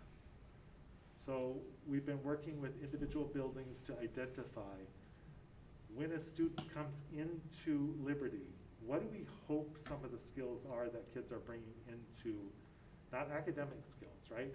But just like how I get along, how I form relationships, do I have self-control, do I have different skills that are gonna help me be ready for school, which will give indicators to Alan and his team in early childhood about what are the skills they need to be working on. And then Carol and Teresa are asking the same question. When kids leave Liberty after grade 2, what are the skills that they need to demonstrate and be proficient at? And then Jonna and Katie are doing that at Independence. Mark and Carrie are doing that at the middle school, and Angie and Doc are doing that at the high school. So the goal will be, we will have not a list of 185 skills, but a list of core focused skills that we say in Biglake, when you graduate from Biglake High School, you're gonna have demonstrated these skills and know the value and the importance of them, in addition to the academics that are embedded in the standards. So we've been kind of focused heavily on the academics and not focusing on the skills when the skills are extremely important. And again, this slide just talks about, we have had many of these pieces in place. And it's just kind of like trying to find where are the corner pieces, where are the edge pieces? Are we missing some? Do we need to pull something back in? And I know just from like Vision 2020, there would be times when we would be reporting, and I know it's that multicolored sheet, and Lori, I apologize, you may not be familiar with it, but I think the rest of the board members are, where you would see the many multicolored kind of, I think there were 68 items that we were working on. And it's just like, you can't get good working on 68 things at the same time. Right. So what is it that we're choosing to get really specific about? And that's what this process is gonna allow us to do, to really get focused in that respect. So some things are being refined and other things are being added. The work on life, work skills, that's gonna be an addition, that's gonna be really targeting how we're gonna set ourselves apart as Biglake schools in terms of what we value and what we believe our students would be capable of doing when they leave Biglake High School. So one of the things that we have been working on, and I'll just kind of provide context for this graphic a little bit. We've had the Hornet Way in Biglake for a number of years. It's familiar to our community, it's familiar to our students. In some cases, it's so familiar we don't know what it is. Do you know what I'm saying? And so we become so, things become so routine, we don't pay attention to what it really is. And so we're gonna go back and say, how do we refine that? We're not going away from the Hornet Way. We're just saying, how do we refine it? How do we strengthen its implementation? And how does that happen in partnership with academics? But we're also gonna look at our academic programs and say, do we really have the most important standards that students need to learn about? And so we're gonna be pulling that out. And then last year, or this is actually our first year of implementing our social emotional learning grant through MDE. And so we're in the process right now of defining what are those competencies for social emotional learning that students need to demonstrate. And so when we look at some of those, we're going to see self-awareness. Do I know how I learn? Do I understand barriers that get in my way to my learning? And do I know how to address those barriers? Or do I get frustrated and give up? Do I just simply refuse to do anything because I get so frustrated by that? I don't have a skill of how do I get around that? Right. Who do I turn to in those respects? The other thing that we know also that's happening is the demographics of our district are changing. And so we're looking at understanding from a global perspective, who are the students and families who are coming to our community, and what does it mean to live in a larger community beyond Biglake? And so it's really looking at, do we have an understanding of how best to reach and teach students who don't look like 99.9% of our teachers? And so we're gonna be saying, like, I may lack understanding on how to support students of color and indigenous students, simply because I don't know enough about their race or their culture, and I may be misconstruing what some of the ways that they're coming into my classroom. And so what I'm doing is creating barriers because I don't have that understanding. Where if I had some understanding, I'd have a different way of doing that. And it's also important for our students to have those skills too, because they're going to school, they're learning, they're working with kids who have different backgrounds, who look different than they do. And so it's gonna be important that we kind of envelop that in terms of helping to frame that as far as our school. So our effort is to really look at where are those points of intersectionality. And if you look at where our logo is, that's where the heart of what it is that we want to be pulling out. That's what we want Biglake schools to be really representing. So we're going to be focusing on kind of some of those, we just took some of those key words out of responsibility, resiliency, and relationships. And those are going to be things that are going to be really critical to how successful our students are going to be. What is the big circle, and you have education equity there? So it's just kind of holding all of that together. It's just kind of like framing it all. So this is like strategic continuous improvement. It's kind of, to put it in terms that I understand. Yes. Right? You're strategically trying to continuously improve the district, the teaching, and really how the students interact with the teachers. Right. Is what I'm hearing you say. Correct. How do we measure that? Yeah, those are good questions. And so like a really concrete way is like if I'm saying that, again, I'm gonna use technology, right? And so if I'm a teacher and we're saying that we're gonna use Pear Deck, which is an application that really fosters student engagement and interactivity in the classroom. If we say we're gonna make that investment as a district and we're gonna pay $8,000 a year to have access for our teachers, to have access to that application, and we have an instructional technologist who supports teachers in learning about that. So Joe or Dan can put together some really amazing professional learning around that and get me really excited as a teacher about doing that. But then I can go back to my classroom and shut the door and never use it. Yeah. And so one of our measurements would be, we've made this investment. If we're making an investment, are we getting return on that? And so we need to then to say, like, are teachers using that with what degree of frequency? And so then we're gonna have our coaches, our instructional coaches, and our principals who will also be coaching our teachers in the implementation of that, monitoring that use. So we could say it's effective, like Pear Deck, this particular application, is effectively being utilized by 80% plus of our teachers. That's gonna tell us that we're in really a good shape with using that particular tool and resource. And we're seeing it impacting kids the way it's designed to do so. And then we have 20% of our teachers who are like maybe in different places with knowing how to use it, so then we provide different levels of support for them, just like we do for kids.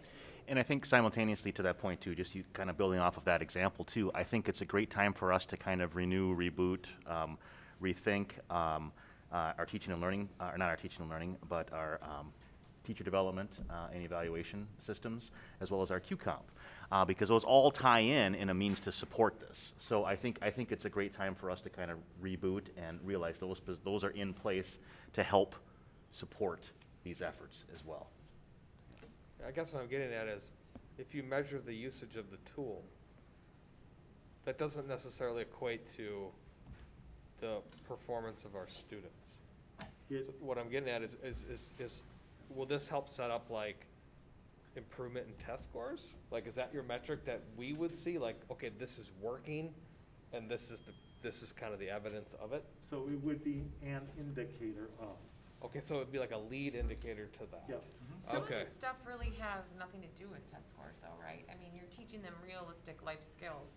I mean, for instance, social emotional skills, you talked about like cultural intelligence for kids, right? So being able to communicate with others, being able to understand where they're coming from, that somebody that comes in with a different background might mean, you know, this means something to them where this means something completely different to you, and being able to understand that and filter that. And that's just like everyday life learning skills. And that might not show up on, in testing really, but you'll see it in behavior. Yeah, and that's a good example. And I think to kind of bring it to like the end piece of, because we do get measured by our test scores, right? And so we know that that's also going to be one way of looking at how successful we are. The intent is much of what we would be designing in this process would cumulatively get at focusing on or showing an improvement in test results. Yeah, and you might not necessarily be able to correlate them, but I get your point that. But even like an example, like and you may be familiar with some students in the district and families who talk about our students using IXL. Okay, so IXL is a kind of a gamified way of helping students learn key concepts in terms of math, language arts, social studies, and science. What teachers are able to do, so our students take the STAR test 3 times during the year, which is a screening. So our teachers are able to say, on this particular assessment, David needs help in the following 3 areas. IXL, you can assign those 3 areas to David. So I'm going to get very targeted and very specific supports, which ultimately will kind of translate into that test performance that I have to take for NCAs later. Right. But if we don't have that tool and we don't have teachers knowing how to use it, and they're not using it, then we're missing out on those opportunities, because then it just may be like hook or by crook, hit or miss, if I get that or not. And that's a simplified version of an approach to address the learning lag, is to utilize a tool like that to make sure that we're maximizing the tool like that and identifying those areas specifically targeted. But we have to create a system that supports that. And IXL is an example of a tool that a teacher can use, but it needs to be done with fidelity and consistently and appropriately. So we build a system to support that, to address that, which leads to the learning lag And I think conversation. We talk a lot about the whole student. I mean, like, I've heard you say that, Tony, and I think that's what they're looking at here, or that's the way I see it, is the whole student, because they're talking about the academic part. They're talking about being, you know, responsible and respectable, and then they're talking about the social emotional part, that resiliency part, and so what I see here is, this is creating almost, an atmosphere of comfort. So not just like the educational portion is addressed, but also a really comfortable learning environment when they start to learn to work with others and skills to develop better habits. Now everything becomes more comfortable, and that could reflect in test scores. But I think it's not just about the test scores. It's about really creating that whole student environment, and I think that's what this is. Exactly, and also could be a point to another form of learning lag are some of these skills, like you're talking about.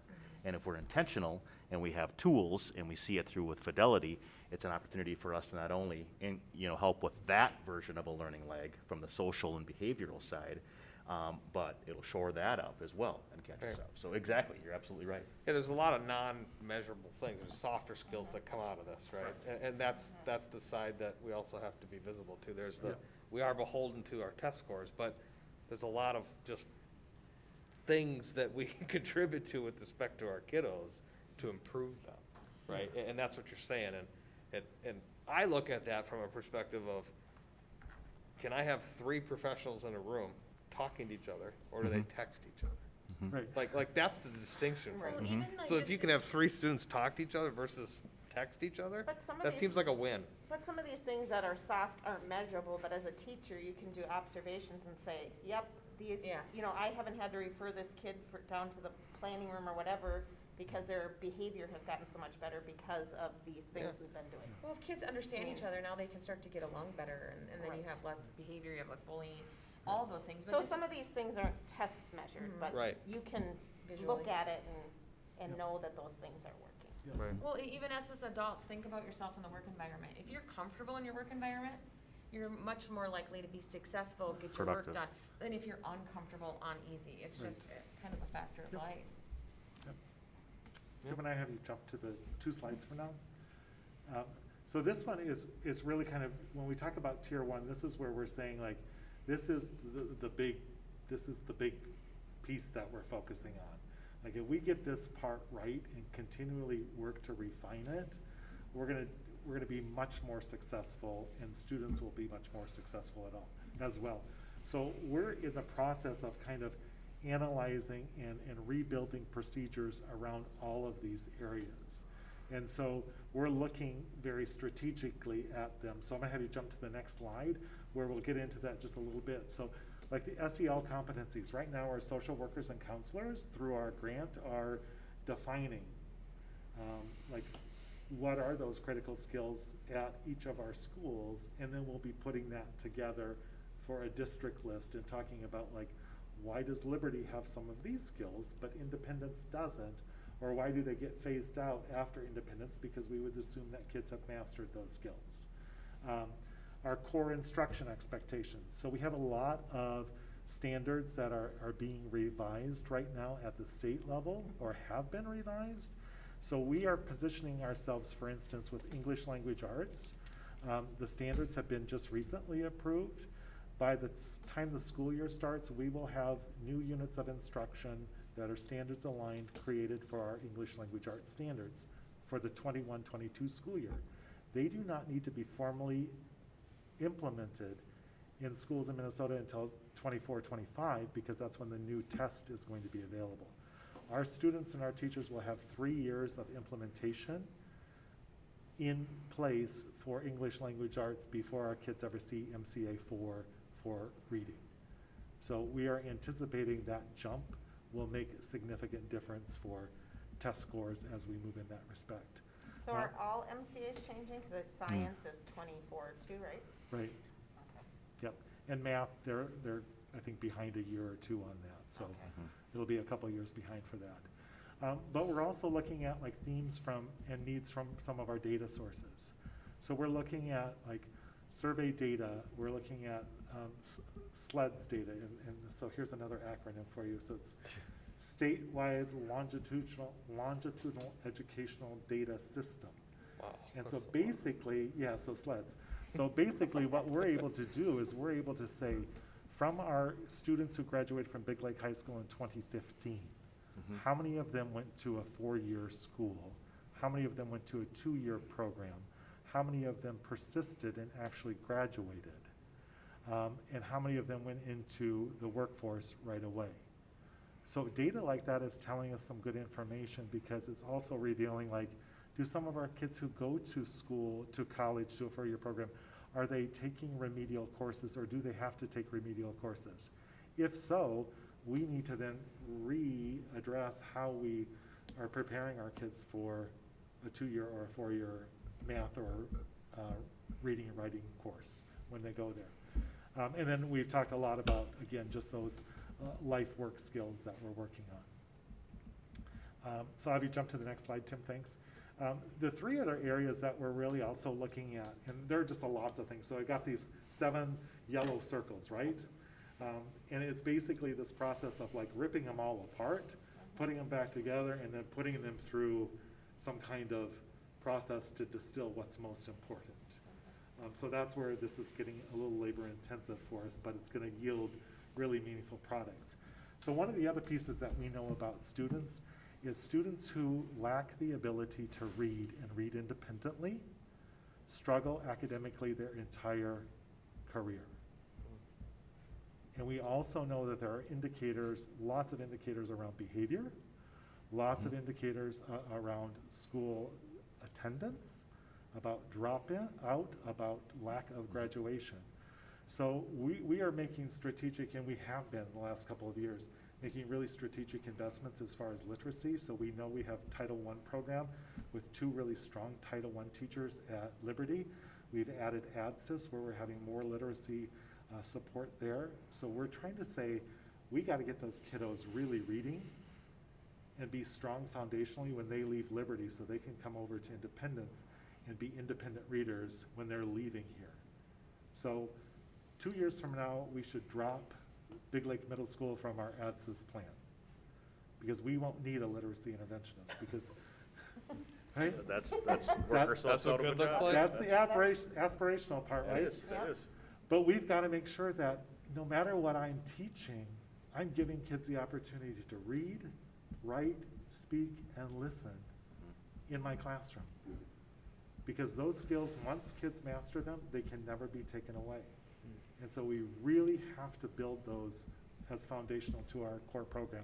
And then again, we talked about assessment literacy. What are we really kind of looking at in terms of knowing how best to understand what students know, and then the educational equity piece. So have you jump to the next slide, Tim? So Tier 2 and Tier 3 are those areas where we need supports. So I've tried to indicate like what do we currently have in place and where are those things. And so Tanya had asked earlier about PBIS. So at Liberty we have Title I. And again, that's a strategic decision to place it there to kind of really address that early intervention for literacy. ADSYS, our ADSYS application is due next Friday. And we're doing the early application so that we can not impact staffing deadlines in our district. As you recall from ADSYS 2 years ago, we applied for and requested $642,000. This year we're going to request a little over 1.1 million, which will allow us to, again, be strategic. And I know Angie and I will talk more about this a little bit later, but allow us to be very strategic in how we staff and support our students and our teachers without impacting our general fund budget, which is always a plus. And then PBIS, we talked about, all schools have an intervention block. There are student assistant teams at every building, counselors and social workers in all of our buildings, mental health support work support in our building, an SEL planning grant. And so we'll be talking more about like what's gonna come out of our planning that we can really focus to strengthen some of these areas. And again, I'm very aspirational, hoping that we see 3 years from now a drop in the number of literacy interventionists that we need to have, the number of students who are receiving special education services. So our next step and timeline. So this gives you just a sense of like what are we going to be working on, again, as an administrative team, as building leadership teams and teachers throughout the remainder of this year and the course of the summer. So we will have a great redesign of a lot of the practices that we're doing and be able to share those with you in terms of some visual tools and ways of seeing where it is that we're going. And Tim referenced, for instance, like number 6, like we do PD, you know, and I've said I've gone to some great conferences, and we all have, you know, it's like you go to these really inspirational speakers, and then do you change that practice as a result of it? You know, like, wow, I just heard this person speak on this new diet, and I'm really inspired. And when I get home tonight, after I'm done with my ice cream and brownie, I'm gonna think about that some more. So it's one of those things that, like, how do we coach and change behavior? And so we need to have those appropriate supports in place. So we're really looking at, we have coaches, and I'm not interested in adding more instructional coaches until we know that we have a strong partnership between our instructional coaches and our administrative team. Mm-hmm. Because if we put it on the coach, that's going to put all of the lift of kind of managing and monitoring teacher performance on a peer, and that's not appropriate. So we're looking at what does that coaching model really need to look like. So I know I spoke quickly and very passionately about this, but kind of like how TJ gets about building and grounds, I get this way about academics. Yeah. Well, the good thing is you got good engagement and questions from the board, Yeah. so people were listening to you. Yeah, I think this is great. Yeah, I did too. I love your, I don't know what you call it. Visuals. Yeah, I I do think that too. should go on, should go online. What, the Venn diagram? Okay. Is that what you said? you Yep. liked? Yeah, Yeah. I really like that. So, T-shirts for everybody. yeah, so I just want to kind of draw your attention to kind of like why was this question asked? And I handed out again my goals, and I highlighted my first goal as the leader of the district here, and it has a lot to do with what we're talking about here. So once these goals were established, I just want to show you kind of the chain of the thought of how this whole piece works, which is why it's so important, because my work becomes, you know, work with David, and it becomes David's work, and this is the whole connection piece that's there. This particular goal is really important, and it's close to home for me. Like I said, I can talk about this for a lot. David knows that. We've talked about it at length about this whole piece. But I think it's really important to know that in the end, it will all equate to increase in student achievement. And I think we have to create a system that can support the needs and can flex in terms of the needs. Tim, could you go back to the slide that has the pyramid or the triangle, the first one? Because I want to show you, it is that, no, one more.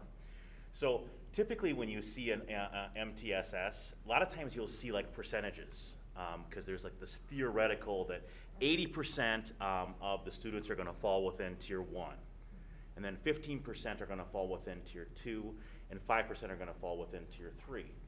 Well, in my opinion, the trick of the matter is to create a systems to ebb and flow, because very rarely does it just nice and neatly 80% here, 50, if ever. But if what I'm anticipating is that our tier 2 interventions and our tier 3 are going to be larger because of this learning leg. We're going to have to really create a system that can kind of ebb and flow with the need. And what David was talking about the literacy coaches and the literacy instructors here at the middle school, we need to create a system that can kind of ebb and flow based on the needs. In order to do that, you have to have data, which is kind of, I believe, Tony, when we were talking about my goals, it was a driving point of what you were trying to say, which is my goal. Right. So we build a solid data that informs us, and then our system can ebb and flow to meet the needs of each of the kids. So I get excited about that, but I just wanted to show that's kind of in theory, that's how it's supposed to work out, but like Tanya can attest to it from a teacher perspective, it very rarely is nice and neat like that. And I think our tier two, my opinion is I think our tier two interventions are going to be much larger. Yep. I just like how because you're of this money. connecting it to your goals. What's that? I like how you're connecting it to your goals, because it's, you're building the infrastructure in place to actually deliver on the goal. Well, and it depends Right? on, You got it. depends on year to year and classroom to classroom. Absolutely. And the combinations and, I mean, But if you have a system to handle whatever's coming at you, right, it's so easier. that easier. Yes. Yes. You know, because otherwise you find yourself kind of grabbing at different things. So to me, it's all about that coherence. And David and the principals, the leadership teams have responded great. I think it's really neat to have these conversations because it gets us back to playing offense. Remember I'm tired of playing defense with this whole pandemic. This is gonna allow us to play offense and really making some positive things happen, so. I think another thing that's really good that came out of this is that, we talked a lot about the whole student, but about our staff too, right? Because if they're trained properly and they're comfortable in their work, they're gonna stay longer. We're gonna retain them, and so I think that's really important too. Yeah, and I appreciate you bringing that up too, Amber, just because one of the things that we're looking at with our, kind of the whole TDE process are what are those expectations, what we want in a high-quality teacher? So then we'll be working with Sue in HR to then recalibrate our application process and our interview process, which will then also recalibrate our mentorship program. So we have a system where we're finding people who want and or have the capacities that we're looking for.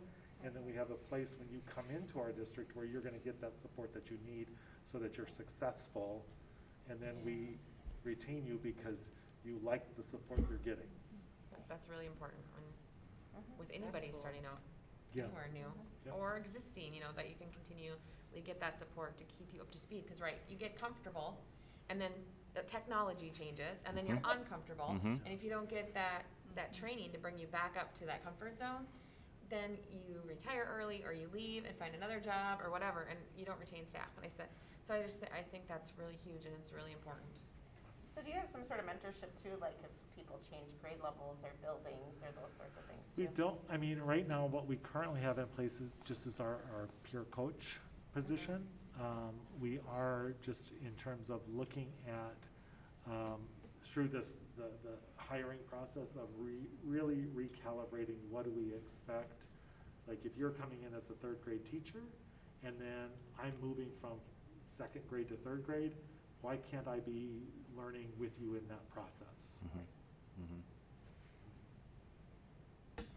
There's a lot of work to be done yet, make no qualms about it, and this is kind of a never ending, because you're always, as education evolves and as you learn more and the latest brain research comes out or the latest standard or requirement, unfunded mandate, unfortunately, yes, I just said that, those type of things, right? Those all things kind of drive what we have to do, but at least we'll have a foundation piece in the coherence, so. Do you have any questions for David? I only have an observation that if they don't, if these kids are getting all of this stuff here, but they're not also getting it at home, it's still our problem, because they still come back to school every day. And I'm hoping that maybe with them being home with their kids or being with their kids more through this COVID, that they'll see what their kids' behavioral problems are and then they can't learn because they're too caught up getting in trouble and having to be, does that make sense? 100%. I want to know that, and this isn't our responsibility, but my gut feeling feels like I should say that we also owe it to the parents out there who need our help, like an EL, where they don't know how to speak English, so how could they help their child at home? And I come from California where that's very common. So they had a lot of EL classes at night, for parents. I think that's a great observation and a great point, and probably another layer to this has to do with It is. Allen Land is community ed, and the whole concept, and he's not in here, but, Just and the whole stack it concept. on, stack it on there. I will. Yeah, As long as he's yeah, not yeah. here, I'll assign it to him. Other duties as assigned. No, but it falls. A lot of it could be, connections to the community ed coursework. And I'm trying to think of that parenting class that I There took are- like 3 times I know on there's how to been- handle behaviors and through community ed. So Well, and I know there's been some through community ed Right. over the years, and even when my kids were younger, they had things that you could come to at the high school in the Right. auditorium for Yep. different things along the way. and ways to support and ways to that whole piece. But the thing is too is that even if there's themes or even that graphic can be seen throughout the community ed courses as well, which is why and Alan's right beside us from that leadership perspective, and I think that's the tie-in that it could be an avenue to get to that what you're talking about. If they start here in pre-K, Yep. kindergarten, we're doing, it's gonna, that development happens. Right. But if they're moving from the cities out here in third Mm-hmm. grade, fourth grade, now are you dealing with parents who are now taking the train and going into work and, leaving, that's that really weird age where they're not always home in the afternoon and, besides the denial fact that my child is not a problem child, or, that's a whole other, we used to send them to school back when we were going to school or whatever, and we went home to our parents, and they knew what was happening, and they didn't necessarily, I come from 10 kids, we didn't necessarily sit down and read for, Right. every, but I think if we're not doing both somehow in there, and I'm not saying it's our whole responsibility No. to be a parenting, but if they live in the denial or they're just barely surviving the day, they're not gonna have they're just gonna think that teacher's picking on my child, that, there's just so much more to it. Does that make sense? And I know you know that. And I look at it from like really good opportunities that are K-5 school, I will say E5, because our early childhood program uses Seesaw as well. To me, that's just a really awesome tool to keep families engaged in seeing what's going on in school and kind of being able to reinforce some of the expectations and share what learning is taking place, and to be able to share a picture of your own child or see it, and like, that does something, I think, for an affect for a person. So I think some of how we can be strategic with some of and those resources can make a difference. It's awesome because they even started out with, it's the parent-child, and it goes young, and like I said, but that's if you catch them then. Right. That's not the ones that are, Moving in. that are But don't moving. those families kind of fall into this MTSS, but not in the academic areas? Yeah. I mean, schools have interventions for that Right, level 2 and 3 right. for those same families that struggle with not academics, but Yeah. other things. And I think our counsel, I don't think, I know, just in visiting with our counselors and social workers, they're addressing and providing supports for families in ways that I don't think our community understands the scope of it Oh, sometimes. I would imagine not. I don't think, because if your child's not an issue, I wouldn't know that whole other world over there. Right. And how, they're just. Walk in the shoes. Yeah. Exactly. Mhm.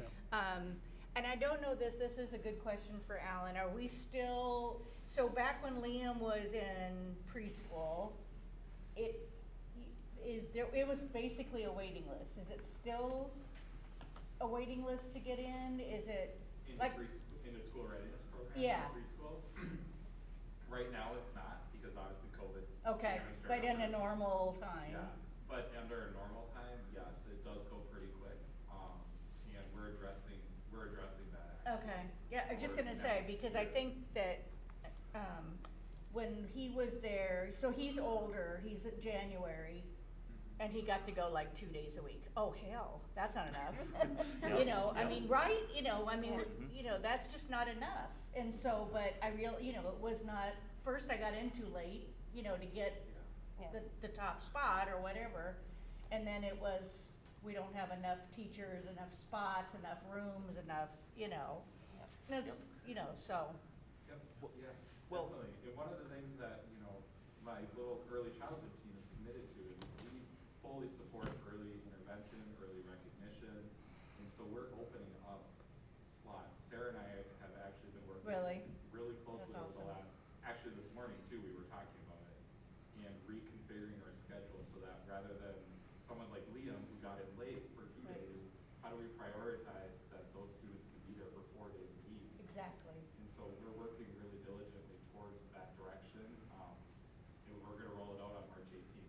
Oh, wow, okay. I just think if they don't get the support at home too. Yep. You know, I mean, I just. That's a really good point. And, you know, we have so little control on that, except if the teacher is engaged in what can I do to help you, you know, or how they reach out. Mhm. And, I think Seesaw helps stuff like that. Mhm. Cause you can directly talk to them and, you know, they're showing you, we were watching a little clip the other day, they were doing music, but they were, I think it was music, but they were dancing too, you know, so Mhm. they were doing some gym with the Mhm. music and they were having a great time. You Yep. know, all the kids were having a really good time, so I think that they know how, but then you get stuck with those poor kids who are left behind, or, like I said, for us in California, it was all about the English learners. Right. You know, and how many millions of languages Mhm. in one district that they, you know, they could have 20 different languages going. Mhm. I know that they only come in from 8 to 5, so to speak, you know, I mean, just like an employee, but Yep. we're in that whole child all the time. Yeah, and I think that's where too, you know, Linda, just where we're looking at what are some of those really high leverage, essential life work skills that may stick with me as a child, that I know I'm gonna have reinforced at school. Right. If I don't have access to that same level of support for a whole variety of reasons. I may have a parent who works an evening shift, and so I'm Exactly. going home and I'm getting my plate of food and I'm there by myself or whatever. Yeah, really worrisome. Yeah. It doesn't run on a Monday through Friday anymore, No. you know, parent schedules. Nope. and Shifts and. Very true. Well, Madam Chair, members of the board, I appreciate all the work David, like I said, and the leadership has done. I think I'm really excited about it, like I said. But we started, and we'll be bringing this back over the next few months here and giving some updates. And as a matter of fact, I would even say too, and again, I don't have anything final right now, and I'm not even proposing anything, but so much of what we do and what you do is obviously keep an eye on the budget, but as needs arise, we might have to focus areas on different areas, and that's what we bring before you. But just so you know, we'll keep you in touch with where we're at with this whole process, so. Kim, when is our next work session? March, Is it 11th? I think so. I have a conflict that night. Okay, I have parent night. okay. Well, I know. It's parent night, so. speaking of that, Because we have been talking about parent night things, so. yes, so, And so I was trying to find out If when you mine want them to was. come and, right? Yes. You need to be there. So, Mr. Trubenbach has a conflict on our next board meeting, the 25th. yeah, I apologize, I literally just found out about it last night.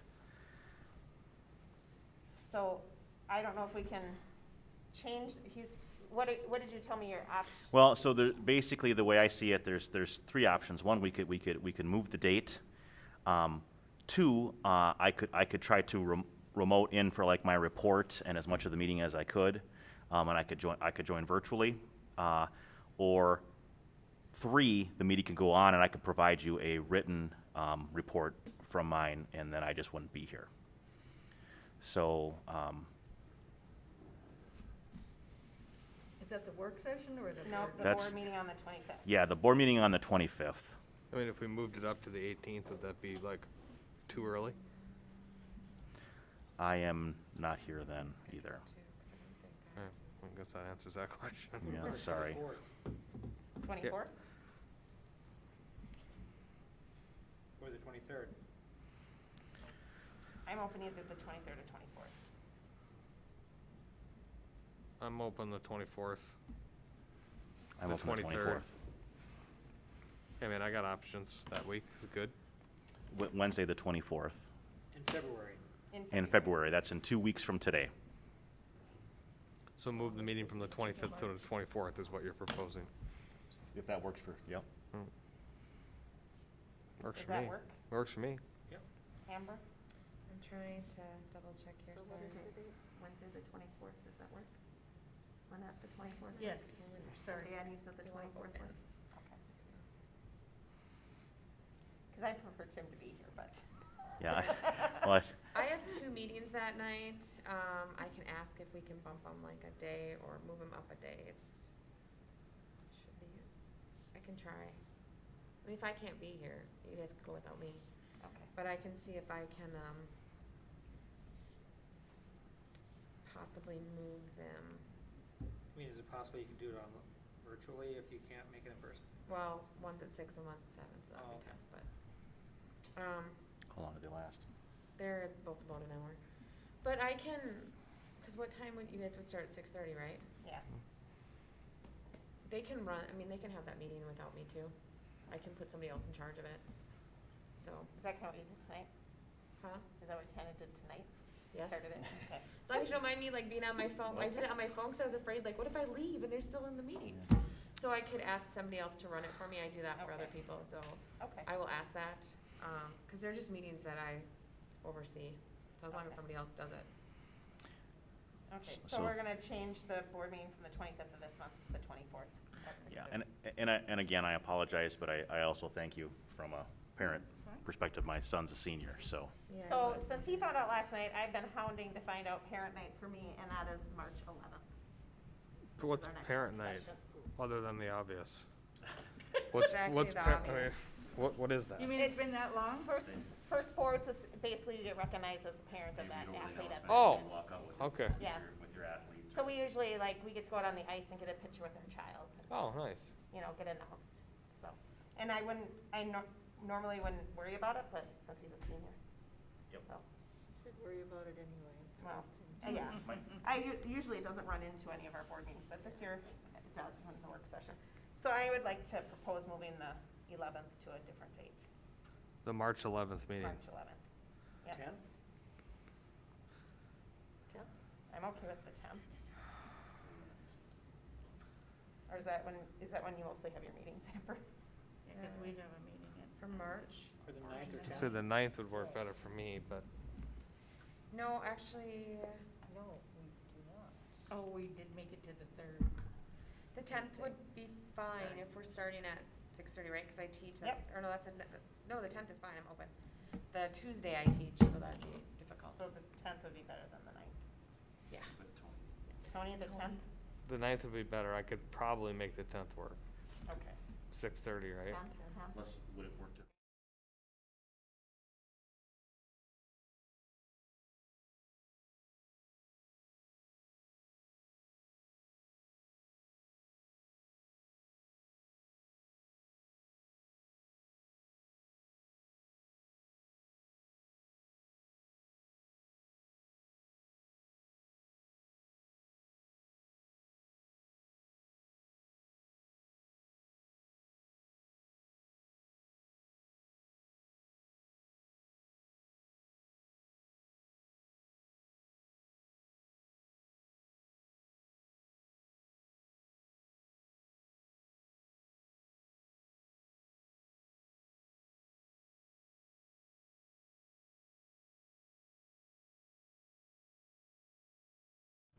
Second. Second by Brown. Any discussion? All in favor? Aye. Aye. Opposed? Motion carries. We're adjourned. Thank you, everyone.